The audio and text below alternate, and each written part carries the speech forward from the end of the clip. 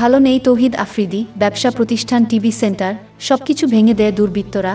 লাইভে এসে কান্নাকাটি করলেন আফ্রিদি। তার বাবার কঠোর পরিশ্রমে গড়ে ওঠা মাই টিভি ভেঙে দেয় দুর্বৃত্তরা। লাইভে এসে কেঁদে কেঁদে নিজের সবকিছু এভাবেই জানান তৌহিদ আফ্রিদি।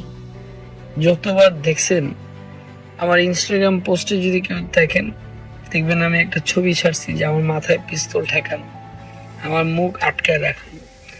আমার এই ডিপার্টমেন্টে যে আমার কৈফিয়ত দিতে হয় আমি কেন এই লাল ছবি দিছি, আমার অমুক রেজিয়া বলতে হয়, অমুক রেজিয়া বলতে হয়, তমুক রেজিয়া বলতে হয়।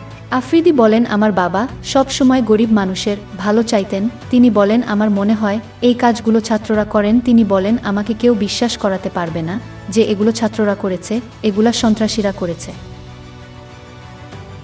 কোনো স্টুডেন্ট করতে পারে না এটা আমার ভাইরা, আমার বোনরা এটা জীবনও করতে পারে না। এটা আমার বিশ্বাস করাতে পারবে না কেন।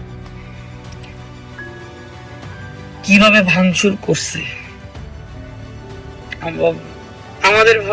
আমার বাবা বিদেশ যায় না, বাংলাদেশে আছে।